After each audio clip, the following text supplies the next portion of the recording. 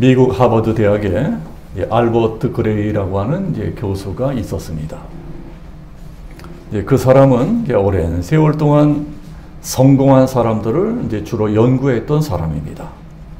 사회적으로도 크게 성공하고 가정적으로도 행복하고 그 인생을 평안하게 살아간 사람들을 오랫동안 지켜보고 관찰하고 연구하다가 책을 한 권 썼는데 그 책 이름이 성공의 공통분모라고 하는 책입니다. 그 책의 내용은 이런 것입니다.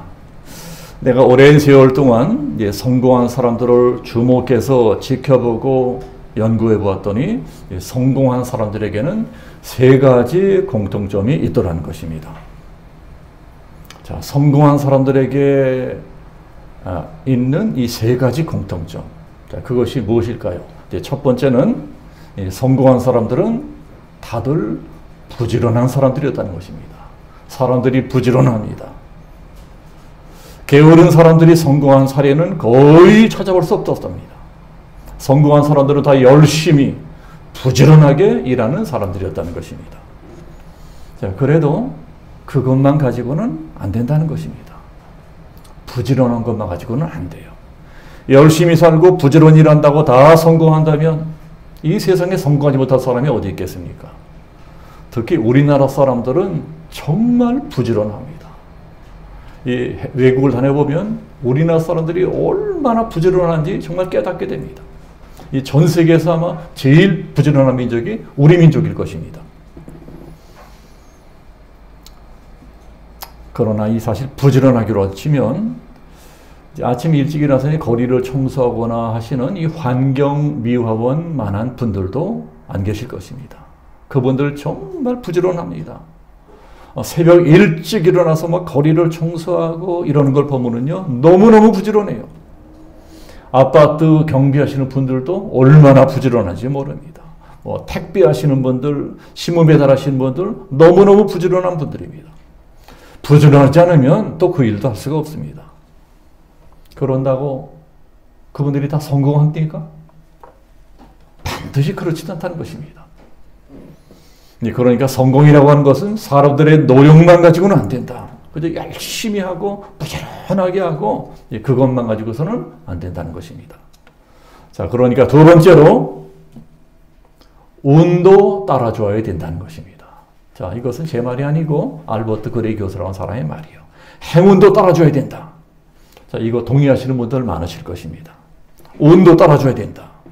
자, 이것은 안 믿는 사람들이 사용하는 용어니까 제가 그것을 우리 믿는 사람들이 하는 말로 좀 바꿔서 말씀드려보면 하나님이 복을 주셔야 된다는 거예요. 하나님이 기회를 주시고 하나님이 길을 열어주시고 결국은 하나님이 복을 주셔야 된다. 물론 열심히 살고 부지런히 일하고 이런 것도 중요하지만 결국은 하나님이 우리 인생길도 열어주시고 만날 사람 만나게 하시고 또한 이 잘되는 사업도 하게 하시고 하나님이 복을 주셔야 잘되고 성공하는 인생을 살게 됩니다. 세 번째로는 성공한 사람들은 인간관계가 좋은 사람들이었다는 것입니다. 인간관계가 좋아요. 이 성공한 사람들은 다 인간관계에 능숙한 사람들이었다.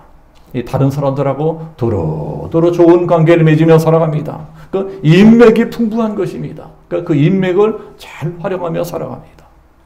도로도로 많은 사람을 알고 도로도로 많은 사람들하고 좋은 관계, 원만한 관계를 맺고 살아가는 사람들이 아무래도 성공할 확률이 높다는 것입니다. 맞는 말 같지 않습니까? 사람의 아무리 능력이 뛰어나고 재주가 뛰어나다 할지라도 어떻게 혼자 성공할 수 있겠어요? 이 세상에 독불장군은 없습니다. 혼자 잘났다고 다 잘 되지 않습니다. 누군가 도와주고 끌어주고 이런 사람이 있어야 됩니다. 자, 그런 사람들의 주위에 많으면 많을수록 성공할 가능성이 높아지는 것입니다. 여기까지는 저도 그렇고 우리 성도님들도 그렇고 다들 잘 아시는 내용들이십니다. 그런 것들은 정리해 놓은 것에 지나지 않아요. 저도 잘 되지 않아서 그렇지 이것이 다 맞는 말씀이라고 인정을 합니다. 우리들은 성공하고 싶으면 그렇게 살아야 됩니다. 그런데 그 다음에 이 알버트 그레이 교수가 더 중요한 말씀을 하나 하는데 이것이 진짜 중요합니다. 자, 알버트 그레이거스가 마지막으로 하나 더 한 이야기가 무엇이냐? 성공한 사람들에게는 이 세 가지 말고도 결정적 중요한 이유가 한 가지 더 있다는 것입니다. 결정적으로 중요한 것. 성공한 사람들은 가장 중요한 일을 가장 먼저 하는 습관을 가지고 있었다고 합니다. 성공한 사람들은 누구나 예외 없이 내 인생의 가장 중요한 일이 무엇이냐? 이것을 생각하고 그 일에 최고로 우선순위를 두고 살아가는 사람들이었다는 것입니다. 자, 이 말은 이제 갓 새해를 시작한 우리들도 잘 새겨들어야 될 말이라고 생각을 합니다. 이 성공한 사람들은 무슨 일이 제일 중요하냐? 내 인생에 무엇이 가장 중요하냐? 거기에 우선순위를 두고 그 어떤 곳에 우선해서 그 일에 모든 정력과 에너지와 내가 갖고 있는 모든 힘을 쏟아붓고 사는 사람들이었다는 것입니다. 그래서 성공할 수 있었다는 것입니다. 2021년도가 지나고 이제 2022년도가 막 시작되었습니다. 이제 얼마 안 됐어요. 한 해를 보내고 또 새로운 한 해를 맞이하게 될 적에는 모든 사람들이 또 우리들도 저도 결심을 합니다. 올해는 한번 잘해보자. 올해는 잘 살아보자. 올해는 정말 한번 잘 살아보자. 다짐하면서 누구나 한 해를 새롭게 시작을 합니다. 자, 올해도 아마 다들 그렇게 하셨을 것입니다. 올해는 내가 정말 한번 잘해보자. 잘 살아보자. 그러나 막상 한 해를 다 살고 또 12월 31일이 되면 성구영신 예배를 드리게 될 때가 되면은 아이고 내가 올해 한 해 동안 뭘 했나? 어째 올해 한 해 동안 또 공친 것 같구나. 또 헛산 것 같구나. 이러고 한 해를 마감하는 분들이 많습니다. 거의 대부분 그래요. 왜 그렇게 될까요? 대개가 다 급한 일, 당장 급한 일에만 매달려가지고 허덕허덕허덕 살았기 때문에 그렇습니다. 당장 발등에 떨어진 급한 일 불만 끄려고 허둥지둥하다가 세월을 다 보내버립니다. 보통 사람들은 거의 다 그렇게 살고 있습니다. 당장 급한 일 먼저 하느라고 다른 거 생각할 겨를이 없어요. 당장 눈앞에 닥친 일을 하느라고 정신이 없습니다. 지금 당장 먹고 살아야 되는 문제 해결하느라고 그 이상의 것은 생각도 하지 못하고 살아갑니다. 그러나 그런 사람들 치고 성공하는 사람은 거의 없더라는 것입니다. 그러니 성공하고 싶으면 급하면 급할수록 이런 걸 먼저 생각해야 된다. 진짜 중요한 일이 무엇이냐? 내 인생의 가장 중요한 일이 무엇이냐? 급하다고 먹고 살기 힘들다고 당장 눈앞에 닥친 일만 막 쫓아 사느라고 허덕허덕허덕 그저 하루하루 벌어먹고 사는 일에만 신경 쓰느라고 허덕허덕허덕 살고 진짜 중요한 일은 무엇인가? 내 인생의 가장 중요한 것은 무엇인가? 이런 것을 생각도 안 하고 잊어버리고 사는 사람들이 그렇게나 많더라는 것입니다. 자, 그런 사람들을 오늘 성경에서 예수님은 무엇이라고 말씀합니까? 무엇을 먹을까? 무엇을 입을까? 무엇을 마실까? 염려하고 살아가는 사람들입니다. 맨날 뭐 먹고 살까? 뭐 하고 살까? 어떻게 살까? 맨날 그런 것만 생각하고 그런 일만 매달려가지고 사는 사람들은 더 큰 일, 더 의미 있는 일, 더 보람 있는 일을 할 수 없다. 그런 인생을 살 수 없다는 거예요. 그런 사람들은 자기 능력 이상 되는 인생을 살 수 없다는 것입니다. 성공한 사람들을 보면은요, 자기 능력 이상의 것을 이룬 사람들입니다. 자기 능력 이상의 것을 이룬 사람들을 성공한 사람들이라고 합니다. 그러나 그렇지 못한 사람들은 자기 능력만큼도 못 살아요. 실제로 거의 모든 사람들이 그렇게 살고 있습니다. 이 자리에도 저를 포함해서 거의 다 그렇게 살고 계시는 분들이 있어요. 뭐 먹고 사나? 뭐 하고 사나? 어떻게 사나? 물론 그런 것들이 자, 우리 인간들이 가진 원초적이고 기본적인 욕구입니다. 기본적인 욕구. 솔직히 그것이 잘못된 것이라고 말할 수도 없습니다. 왜요? 우리는 먹어야 살 수 있잖아요. 또 옷도 입어야 되잖아요. 돈도 있어야 되고 집도 있어야 되고 또 내가 하는 일도 있어야 됩니다. 그러나 너무 거기만 매달려가지고 거기만 목을 메고 살아가니까 그게 문제라는 것입니다. 너무 먹고 사는 일에만 매달려 살아갑니다. 종종 되고 살아가는 거예요.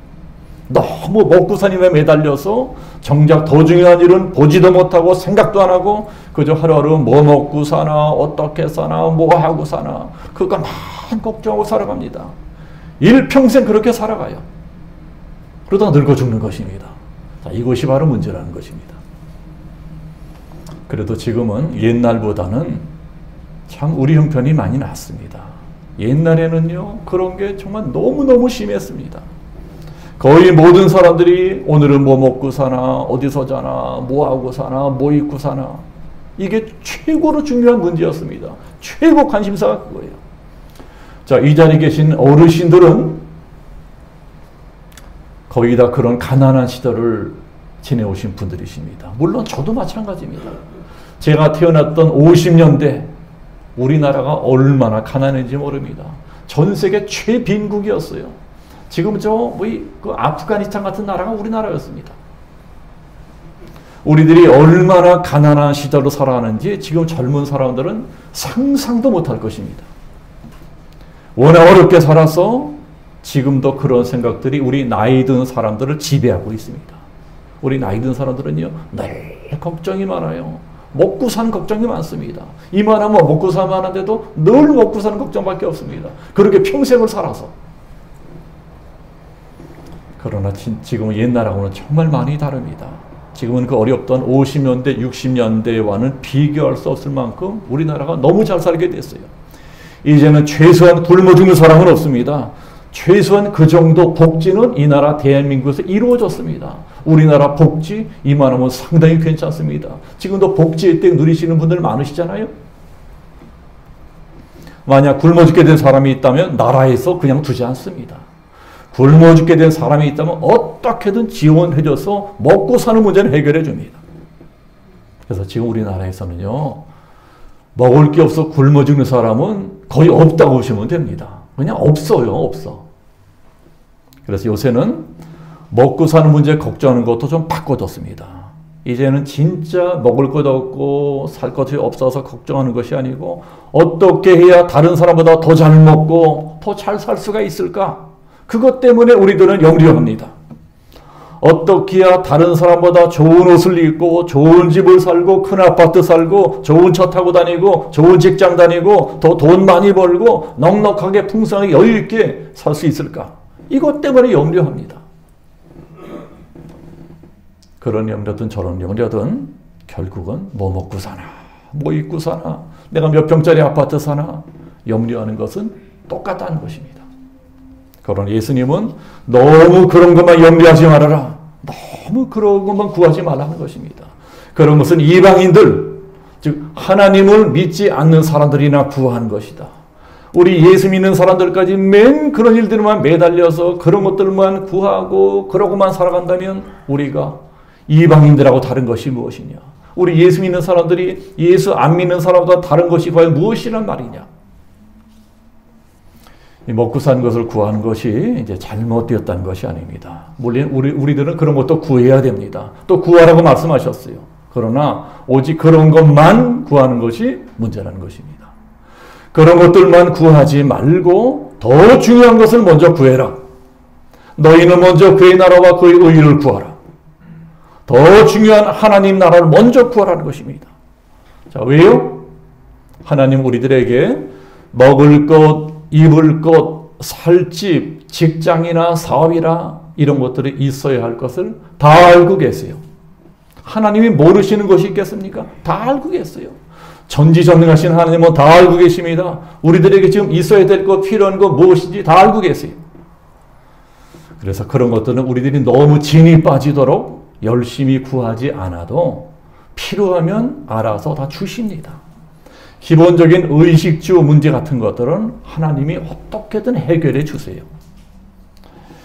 조금 더 좋은 것 먹고 덜 좋은 것 먹고 그 정도 차이는 있겠지만 결국은 다 먹고는 살게 해주십니다. 잘 사는 사람이나 못 사는 사람이나 밥 3끼 먹는 것은 똑같습니다. 그리고 먹고 사는 문제를 위해서도 간절하게 더 열심히 기도 많이 한다고 해서 더 많이 주시거나 더 풍성하게 주시거나 그러시는 것도 아니라는 것입니다. 오직 먹고 사는 문제만 더 많이 더 열심히 구했다고 해서 더 많이 주시고 더 풍성히 주신다면 우리들은 다른 것은 하나도 구하지 말고 오로지 그저 눈만 뜨면 먹고 사는 것만 구해야 될 것입니다. 그런다고 하나님이 더 많이 주시는 것도 아니라는 것입니다. 그런 사람보다 오히려 하나님 나라와 하나님의 의를 먼저 구하는 사람에게 더 많이 주시고 더 풍성히 주신다는 것입니다. 그게 오늘 성경이 약속하고 있는 말씀입니다. 너희는 먼저 그의 나라와 그의 의를 구하라. 그리하면 이 모든 것을 너희에게 더하시리라. 그러니까 먼저 하는 것이 중요합니다. 뭐가 더 중요하냐? 중요한 것이 무엇인가 생각하고 그걸 먼저 하려고 할 적에 비로소 다른 것들까지도 더해 주시겠다고 약속하십니다. 먼저 구해야 될 것을 먼저 구하면, 그러니까 가장 중요한 것을 먼저 하면 그 나머지 것들은 때가 되면 하나님이 알아서 자동적으로 다 따라서게 되어 있다. 자동적으로 채워지게 되어 있다. 그러니까 우리들의 신앙생활은 우선순위의 문제입니다. 우리의 인생은 우선순위의 문제입니다. 그러니까 순서가 바로 되어야 되는 것입니다. 우선순위가 바로 되어야 하나님이 기뻐하십니다. 그러면 그 다음으로 자동적으로 차고 넘치도록 베풀어 주시는 것입니다. 그러니까 그의 나라와 그 일을 구하라. 자, 이것을 가장 간단하게 말씀드리자면 하나님을 먼저 구하라는 거예요. 하나님 우선해라. 하나님 제일주의. 모든 일에 하나님이 제일 우선이 되어야 된다. 자, 그렇게만 우리가 살아간다면, 매사에 하나님을 제일 우선해서 살아간다면 너희들은 형통하게 될 것이다. 너희들은 성공하게 될 것이다. 자, 그것을 제가 지난주에는 하나님을 기쁘시게 하는 일이라고 말씀을 드렸습니다. 올해 우리 교회 표어가 하나님을 기쁘시게 하는 교회. 자, 우리들의 목적이 어떻게 하면 우리가 하나님을 기쁘시게 할까? 우리가 어떻게 하면 하나님을 기쁘시게 할까? 예수님은 어떻게 하실까 생각하고 하나님이 기뻐하시라고 생각하는 그 일을 행하는 것. 자, 이제 그러한 지난주 말씀은 오늘은 좀 바꿔서 하나님께 우선순위를 두고 살아가는 것이다. 자, 이런 말씀을 제가 전해드리고 있습니다. 그렇다면 과연 하나님께 우선순위를 두고 살아간다는 것은 어떤 것일까요? 하나님을 기쁘시게 하는 것. 하나님께 우선순위를 두고 살아가는 것. 자, 첫 번째는 예배에 가장 우선순위를 두고 살아가는 것입니다. 어느 시대 어느 나라나 하나님은 예배 잘 드리는 사람에게 복을 주십니다. 예배와 축복과는 불가분의 관계입니다. 따로 떼어놓고 생각할 수 없어요. 예배 잘 드리는 사람이 복을 받습니다. 그 대표적인 인물이 창세기에 나오는 아브라함입니다. 창세기를 보면은요, 아브라함은 어디를 가든 제일 먼저 하는 일이 무엇이었죠? 단을 쌓습니다. 제단을 쌓고 제사를 드렸어요. 한번 성경 잘 찾아보세요. 어디를 가든 그렇게 했습니다. 가서 제일 먼저 하는 일이 단을 쌓고 제사를 드립니다. 이 단을 쌓는 것은 요새로 치면은 하나님께 예배를 드리는 거예요. 아브라함을 우리들이 믿음의 조상으로 알고 있고 존중하지만 이 성경에서 아브라함의 일생을 한번 살펴보세요. 아브라함이 어떻게 살았나, 뭐하고 살았나. 솔직히 별 볼 일 없습니다. 뭐 아브라함이 왕이 됐습니까? 왕도 아니에요. 아브라함이 땅을 많이 갖고 있었나요? 평생 땅 한 평 없었어요. 나그네로 살았습니다. 아브라함이 큰 군대를 갖고 있었나요? 개인 사병 몇백 명밖에 없었어요. 공부를 많이 했나요? 박사학위가 있나요? 뭐 서울대학교 나왔나요? 그런 것도 아니에요. 남다른 특출한 재능이 있었다는 것도 없습니다. 그저 그냥 평생 동안 양이나 치면서 사막지대를 왔다 갔다 하고 사는 게 아브라함의 일생이에요. 한평생 그렇게 살았습니다. 그냥 보통 영감님에 지나지 않습니다. 그런데도 이상하게 아브라함은 가는 데마다 복을 받습니다. 가는 데마다 형통합니다. 하는 일마다 복을 받습니다. 하는 일마다 잘 돼서 대박이 나고 거부가 됩니다. 아주 재벌이 되는 거예요. 또 전쟁을 하면 이깁니다. 자기보다 훨씬 강한 적들 다 무찔러 버립니다. 그리고 남의 땅에 살면서도 이방인들에게 존경을 받습니다. 그 비결이 무엇이냐? 성경이 가르치기를 아브라함은 가는 데마다 단을 쌓는 일을 최우선적으로 했다는 것입니다. 무슨 일을 하든 제일 먼저 단을 쌓고 제사를 드렸습니다. 그러니까 우리 식으로 하자면 예배를 자기 인생의 최우선 가치로 삼았다는 것입니다. 얼마나 이 사람이 예배를 중요하게 생각했는지 하나님이 아브라함을 테스트해 보시느라고 아브라함아 너 네 아들을 제물로 바쳐라. 그러니까 이 사람이 진짜 아들까지 잡아서 제사로 드리려고 합니다. 미쳤어요. 말 그대로 예배의 목숨을 걸었다는 것입니다. 아무리 내 자식이 중요하다 할지라도 하나님께 드리는 제사보다 중요할 수는 없다. 아무리 나에게 손해가 되더라도 하나님께 예배 드리는 제사보다 더 중요할 수는 없다. 그걸 포기하지 않았습니다. 그걸 보시 하나님이 너무너무 감동하시고 아브라함을 사랑하십니다. 큰 복을 주시고 믿음의 조상으로 만들어 주십니다. 하나님은 지금도 그런 예배자들을 찾고 계십니다. 그리고 만약에 그런 예배자를 발견하면 진심으로 하나님을 예배하고자 하는 진정한 예배자를 발견하면 너무 기뻐하시고 복을 주시는 것입니다.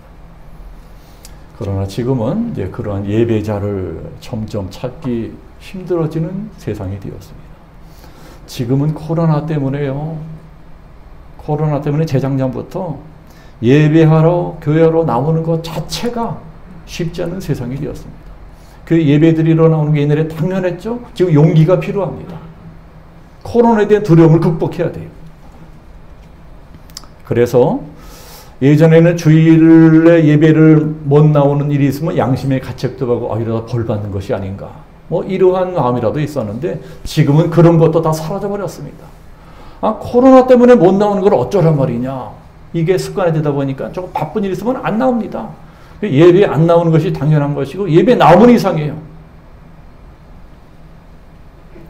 교회에 나와서 예배 드리는 대신에 집에서 혼자 이 스마트폰으로 온라인 예배 드리는 분들이 늘어나고 있습니다. 심지어는 어디 놀러 가면서 스마트폰 앞에서 탁 설치하고 놀러 가면서 스마트폰 예배 드립니다. 예배 드린 거예요. 주일 지킨 것입니다.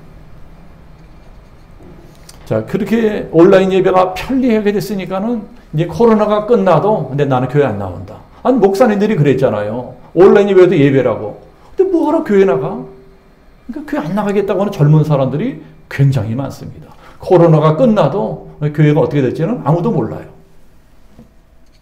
이런 것을 성경이 예언하는 말세에 일어나게 될 현상 중에 하나다.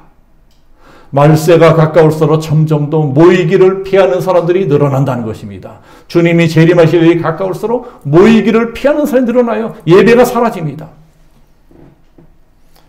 자, 그렇게 되면 문제가 무엇일까요? 복을 받지 못합니다. 복을 받지 못해요. 우리들이 아무리 신앙생활을 한다고 해도 예배가 없으면 복을 받지 못합니다. 우리들은 믿어야 됩니다. 우리가 하나님께 드린 예배 시간에 하늘에서 복이 내려오고 있어요. 이 복을 받아야 우리가 이 세상에서 이것도 하고 저것도 하고 그럴 적에 잘 될 수가 있는 것입니다. 이 하늘의 복을 받지 못하면 이 땅의 문이 닫힙니다. 이 땅의 복의 문이 닫혀버려요. 우리가 새벽부터 오밤중까지 열심히 쉬지 않고 방방대고 일했다고 작년에 돈 더 많이 버셨습니까? 작년에 예배도 안 드리고 열심히 일하고 그러신 분들 작년에 더 큰 부자가 되셨나요? 바쁘다고 예배도 안 드리고 죽도록 일만 했다고 부자 되었다는 분들 이제껏 하나도 못 봤습니다. 그런 분들이 이구동성을 하시는 말씀이 있어요. 내가 바쁘기는 엄청 바빴는데 이상하게 남은 게 없다는 거예요. 정말 허벌나게 열심히 일했는데 남은 게 없어. 앞으로 남고 뒤로 미치고. 왜 그렇게 될까요? 하나님 말씀과 거꾸로 서니까 그렇게 되는 것입니다. 믿는 사람들이 예배를 무시하고 살면 복을 받지를 못합니다. 물론 지금은 비성한 시대고요. 그래서 예배 못 드리는 데는 다 이유가 있습니다. 우선 이 코로나 때문에 드리고 싶어도 이제 드릴 수가 없어요. 또 건강이 좋지 않아도 드릴 수가 없고 그 밖에 여러 가지 피치 못한 사정들이 많이 있을 수 있습니다. 그럼에도 불구하고 올해 정말 복을 받고 싶다면 우리들이 꼭 이것만은 기억해야 될 것입니다. 최우선적으로 먼저 예배를 선택하는 거예요. 이것이 먼저 그의 나라를 구하는 것입니다. 하나님 나라를 구하는 거예요. 이것이 하나님이 기뻐하시는 것입니다. 그러면 어떻게 해주신다고요? 이 모든 것을 도와주리라. 우리가 구하지는 까지 더 채워주시겠다고 약속하십니다. 자, 두 번째는요, 하나님 일에 우선순위를 두고 살아가는 것입니다. 자, 우리들은 다 가정에 있잖아요. 가정에서는 가족들마다 다 자기들이 해야 될 일이 있습니다. 그 사명이라고도 하죠. 아버지는 아버지의 일이 있어요. 아버지의 사명이 있습니다. 아버지는 나가서 돈 벌어와야 됩니다. 가족들 먹여 살려야 돼요. 생계를 책임져야 됩니다. 어머니는 집에서 살림도 잘하고 아이들도 잘 길러야 됩니다.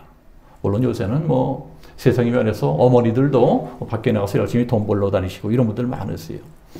네, 그럴지라도 어머니가 해야 될 일이 있어요. 어머니의 사명이 있는 것입니다. 자식들도 자식들의 일이 있고 사명이 있어요.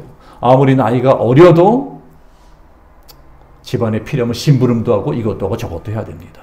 학생이면 공부도 열심히 해야 됩니다. 부모님이 늙으면 부모님의 노후도 책임질 줄 알아야 됩니다. 이게 부모의 도리고 자식의 도리인 것입니다. 이렇게 가족들이 각자 자기가 할 일을 알아서 다 한다면 그런 집이 좋은 집이에요. 그런 집으로 화목하고 편안합니다.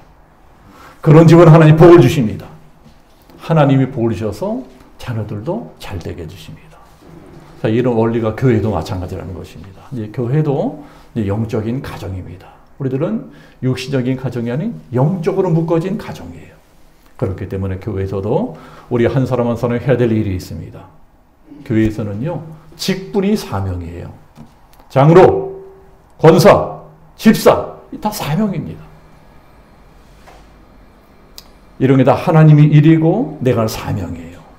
집에서도 내가 할 일은 내가 스스로 찾아서 해야 되는 것처럼 교회에서도 내가 할 일은 내가 알아서 해야 됩니다. 집에서도 내가 할 일을 내가 찾아서 스스로 해야 집안이 편안해지고 화목해지는 것처럼 교회에서도 내가 할 일을 찾아서 스스로 하면 이 교회가 평안하고 화목해집니다. 하나님 일에 우선순위를 두고 내가 해야 될 일 어떤 일이든 그 일에 우선순위를 두고 열심히 하면 하나님이 그냥 두지 않으세요. 때가 되면 반드시 보상해 주십니다. 지금도 우리 하나님은 불꽃 같은 눈동자로 이런 것들을 다 지켜보고 계세요. 그리고 약속대로 복을 주십니다. 우리가 뭐 예배위원이든 뭐 헌금위원이든 안내위원이든 대표기도하는 것이든 찬송하는 것이든 무슨 일이든 이 작은 일에 충성하면 하나님이 작은 일에 충성을 보시고 큰 복으로 갚아주십니다. 우리가 먼저 하나님의 우선순위를 두고 헌신하면 어떻게 해주신다고요? 이 모든 것을 너희에게 도와주리라. 이 세 번째는요, 하나님의 최고 최대의 관심사가 무엇일까?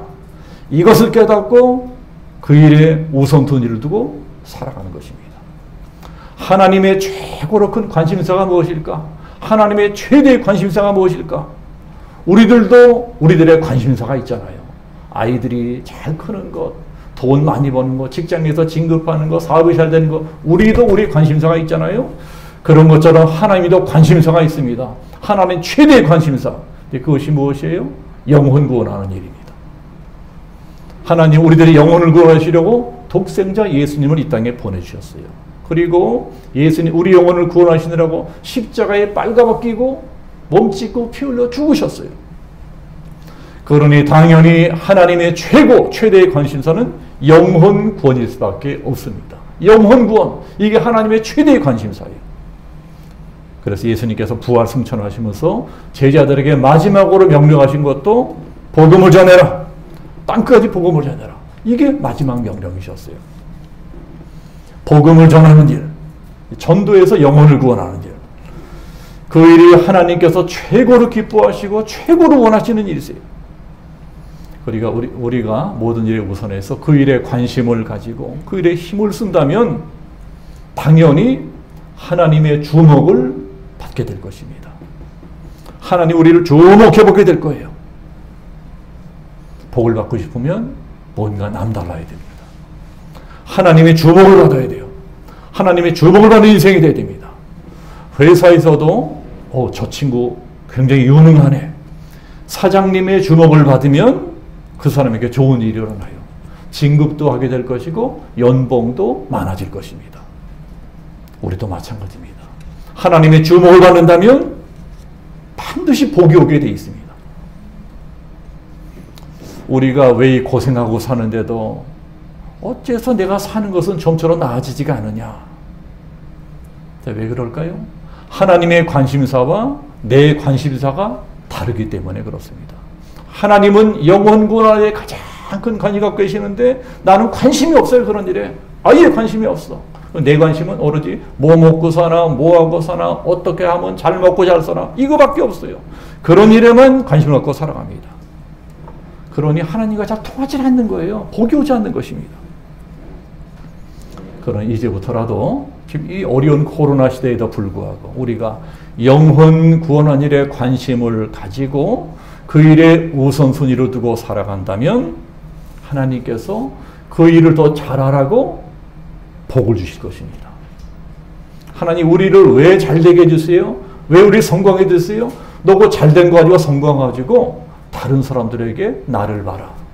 내가 하나님을 잘 섬겼더니 하나님이 나한테 이런 복을 주시지 않느냐? 보여주려는 거예요. 증거하는 거예요. 정인이 되어라. 전도자가 되라는 것입니다. 그 일을 더 잘하라고 내 능력보다 훨씬 나은 인생을 살게 해주신 것입니다.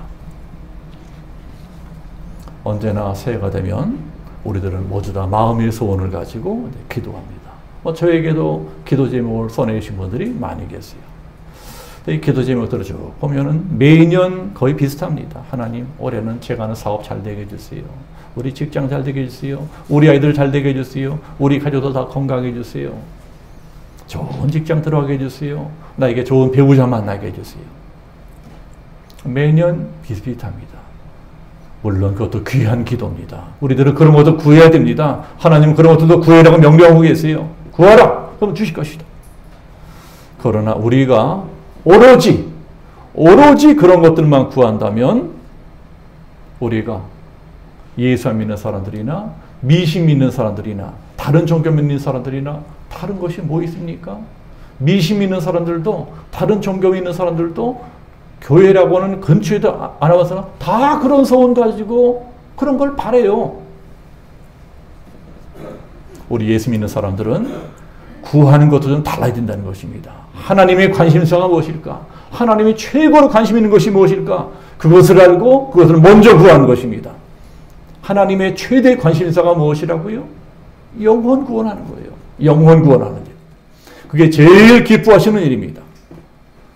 만약 우리들이 올 한해 어려운 것도 많고 집도 가난하고 인생도 잘 안 풀리고 이것저것 할 일도 많지만 우리들이 이것을 깨닫고 우선순위, 하나님이 기뻐하시는 일에 우선순위를 두고 하나님이 제일 기뻐하시는 일을 하나님의 최대의 관심사는 영혼 구원하는 일이다. 이것을 깨닫고 단 한 명이라도 올 한 해 내가 단 한 명이라도 한번 하나님께로 돌아오게 해버리라. 그 영혼을 구원해버리라. 전도해버리라. 자, 이러한 목표를 세우고 기도한다면 하나님은 우리의 기도를 크게 기뻐하실 것입니다. 그리고 우리가 미처 구하지 못한 다른 것까지도 더해 주실 거예요. 올 한 해 우리가 이제껏 해보자는 기도.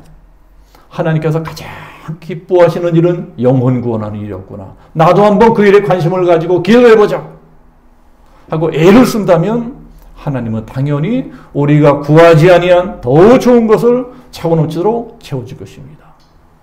우리가 하나님의 일에 먼저 우선순위를 두고 살아간다면, 그 일에 올인한다면, 우리가 그의 나라와 그의 의의를 먼저 구한다면 어떻게 해주신다고요? 이 모든 것을 너희에게 도와시리라. 어떤 사람이든 그 사람에게 관심을 갖고 그 사람의 영혼을 구원하고 싶으면요, 무엇부터 해야 될까요?